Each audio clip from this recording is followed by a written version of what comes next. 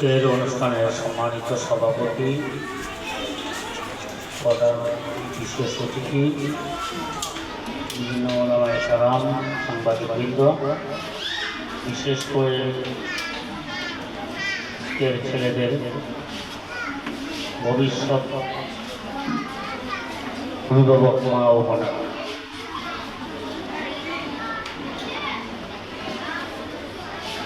মহান রবের কাছে শুকরিয়া জ্ঞাপন করছি, যিনি আমাদেরকে সুস্থতার সাথে এমন একটি সুন্দর অনুষ্ঠানে আসার এবং কিছু কথা বলার সুযোগ করে দিয়েছেন। তার দরবারে শুকরিয়া জ্ঞাপন করছি। সকলে বলে আলহামদুলিল্লাহ। নামাজের সময় চলে এসেছে, কথা লম্বা বলবো না। আমি ছোট্ট ছোট্ট দুই তিনটি ভাঙ্গা ভাঙ্গা কথা বলবো, একটু খেয়াল করে শুনবেন। প্রথমত, আজকে যে বাচ্চাদেরকে নিয়ে অনুষ্ঠান, তারা কোরআনের হাফেজ হওয়ার ইচ্ছা, সাধনা, মক্তব শেষ করে কিন্তু কোরআন সবক নেবে, এটা একটা বিশাল সৌভাগ্যের ব্যাপার, বিশেষ করে তাদের জন্য যে সমস্ত মা বাবারা ছেলেদেরকে এই পর্যন্ত নিয়ে এসেছেন। যদি কথা বলি লম্বা হবে। একটা বাচ্চা যদি হিসখানায় পড়ে, একটা হিসখানার বাচ্চা সারাদিন কি পরিমাণ কোরআন তেলাওয়াত করে, এই হিসাবটা আপনার কখনো করেছেন? সে ভোর থেকে শুরু করে আবার রাত্র 10টা পর্যন্ত, মাঝখানে হয়তো একটু নামাজের বিরতি হয়, খাবারের বিরতি হয়, তো পুরা টাইম ওরা কোরআন তেলাওয়াতের মধ্যেই থাকে।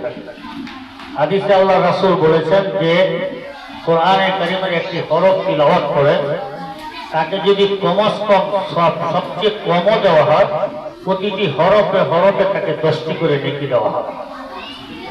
এই বাচ্চারা যত কোরআন তেলাওয়াত করবে, আসমান থেকে আপনার রিজিকে বারাকা সে টেনে নিয়ে আসবে।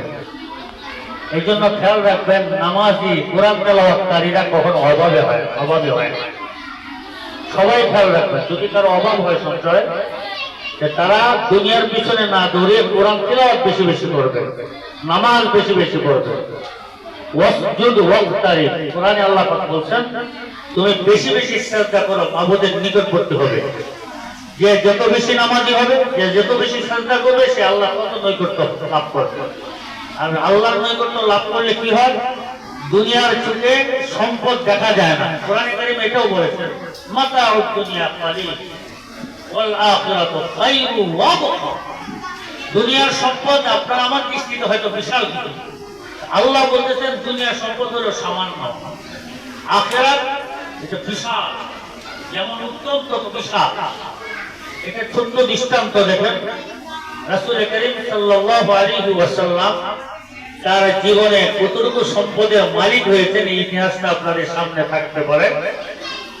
এমনও হয়েছে যে তার ঘরের 3 দিন পর্যন্ত চুলাতে আগুন জ্বলে নাই, কিন্তু তাকে আল্লাহ পাক দুনিয়া এবং পরকালের সরদার বানিয়ে দিয়েছে, বাদশা বানিয়ে দিয়েছে। বাদশা কাকে বলে? দুনিয়া এবং পরকালে বাদশা যিনি, তার ঘরের মধ্যে কিন্তু 3 দিন আগুন জ্বলে নাই। তার মানে সম্পদ থাকলেই বাদশা হওয়া যায় না। বাদশা হওয়ার জন্য যে যোগ্যতা লাগে, সেই যোগ্যতা আল্লাহ পাক রাসূলকে দিয়েছিলেন। যে যোগ্যতার কারণে আল্লাহ রাসূল সাল্লাল্লাহু আলাইহি ওয়াসাল্লাম অন্য কোন নবী রাসূল দুনিয়ার জগৎ ছেড়ে আকাশে উঠতে পারেন নাই। আল্লাহ রাসূলের আল্লাহর সাথে এমন সম্পর্ক করেছিলেন যে সম্পর্কের কারণে দুনিয়ার জাহান থেকে আল্লাহ তাআলা আরশে আজিম পর্যন্ত রাসূলকে নিয়ে গেছেন। এটা কারণ কি ছিল? কারণ ছিল আল্লাহ রাসূলের জীবনে নামাজ ছিল বেশি। এই নামাজে অন্যান্য নবী রাসূলকে আল্লাহ পর্যন্ত দুনিয়াতে নেয় না, আল্লাহ তাআলা তাকে সে আরশে আজিমে নিয়ে গেছে এই নামাজের কারণে। আগের দিন আমরা দেখতাম, ছোট সময় যখন আমরা মক্তবে যেতাম, প্রত্যেকটা ঘর থেকে মা বোনদের কোরআনের তেলাওয়াত আমরা পাইতাম। এখন মা বোনদের ঘর থেকে তেলাওয়াত আসে না। মা বোনরা সময় পাইলে মোবাইল নিয়ে বসে ফেসবুক দেখে, ইউটিউব দেখে, নাটক দেখে। বলেন তো, যে মা বোনের তেলাওয়াত নাই, যে মা বোনের নামাজ নাই, কাঁঠাল গাছ লাগায় যদি আম খেতে চান, আম খাওয়া যাবে? আপনার সন্তানকে আপনি চান সুসন্তান বানাতে, আপনার সন্তানকে আপনি চান আল্লামা মামুনুল হকের মতো বানাতে, আপনার সন্তানকে আপনি চান সেই ওই অলিগুড়ির মতো বানাতে, অত তাদের মা বাবা কি করেছেন, আপনি কি করেন? আপনার আমলের উপর আপনার সন্তান গড়ে উঠবে। আপনার জিকির থাকবে, তিলাওয়াত থাকবে, যে সন্তান জিকির শিখবে, তিলাওয়াত শিখবে, জিকির আর তিলাওয়াত আসবে তো বরাকা আসবে।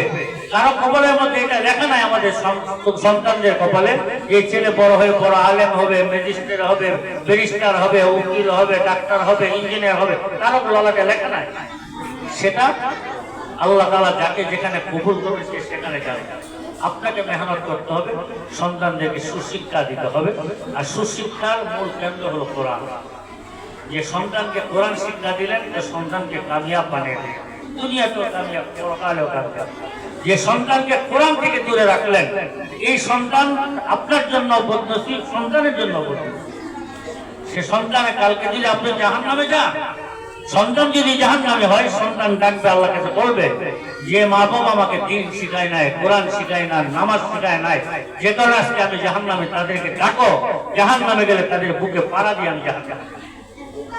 মা বাবা যারা আছেন তাদের উদ্দেশ্যে ছোট্ট দুটা হাদিসের অংশ পড়ে শেষ করে দিই। একটা হাদিসে আল্লাহ রাসূল বলছেন, মান কারাল কোরআন, যে কোরআন তেলাওয়াত করলো, ওয়ামিলা বিনা, এবং সে অনুযায়ী আমল করলো, উলবিসা ওয়ালিদাহু তাজা ইয়াউমাল কিয়ামা, তাদের মা বাবার মাথার মধ্যে নূরের দুইটা টুপি পরিধান করে দেওয়া হবে। যে টুপির আলো কেমন হবে, তুহু আহসানু মিন দু ইসলাম, সেই টুপির আলো দুনিয়াতে যে সূর্য উদিত হয়, সূর্যের যে আলো দেখেন এর চেয়েও বেশি আলোকময় সেই টুপিগুলো হবে। যদি আপনারা চান যে আমরা পরকালে আলোকময় হই, আমাদের দুনিয়ার সংক্ষিপ্ত জিন্দেগি খাইলেও শেষ হবে, না খাইলেও শেষ হবে, দুনিয়ার সংক্ষিপ্ত জিন্দেগি ভালোভাবে কাটাইলেও শেষ হবে, মন্দভাবে কাটাইলেও শেষ হবে, দুনিয়ার সংক্ষিপ্ত সফর বিশাল অট্টালিকাতেও শেষ হবে, আবার ঘরের মধ্যে থাকলেও শেষ হবে, কিন্তু পরকালের যে লম্বা সফর এটা কোনদিন শেষ হবে না। কোরআনে কারিমে আল্লাহ বলেন, খালিদিনা ফিহা আবাদা, চিরকাল থাকতেই থাকবে, চলতেই থাকবে, চলতেই থাকবে, অনন্তকাল আবাদুল আবাদ। সেই জিন্দেগি কখনো শেষ হবে না। ওই জিন্দেগির যদি সুখ শান্তি আমরা কামনা করি, তাহলে আমাদের সন্তানগুলোকে দ্বীনের পথে গড়ে যায়। এই সন্তানরা আমরা আমাদের দুনিয়ার জন্য কল্যাণকর হবে, পরকালের জন্য আমাদের কল্যাণের কারণ হবে, পরকালে এদের কারণে আমরা জান্নাতি হব। এই জন্য আমরা সন্তানদেরকে দ্বীন শিক্ষা দিই। আজকে যাদের উদ্যোগে এই মাহফিল, এই অনুষ্ঠান, আর রহমান একাডেমি, আমি সাধুবাদ জানাই। এই যুগে এসে, এই সময় এসে, কক্সবাজারের মতো জায়গা এসে এমন একটা সুন্দর প্রতিষ্ঠান তারা করতে পেরেছেন। আল্লাহ পাকের কাছে দোয়াও করি, আল্লাহ পাক যেন উত্তর এটা আরো বরকত দান করেন, আরো অগ্রগতি দান করেন। এটার জন্য তারা তাদের মাকসাদ পর্যন্ত আগায় নিতে পারেন, মঞ্চের মাকসাদ পর্যন্ত যেতে পারেন, আমি দোয়া করি। পাশাপাশি যারা এটার সাথে সম্পর্ক আছেন, ওতপ্রোতভাবে জড়িত আছেন, তারা আরেকটু মেহনত করবেন। বাচ্চাদের যেমন দ্বীন শিক্ষা দিবেন, তাদেরকে আদব শিক্ষা দিবেন, আদব শিক্ষা দিবেন।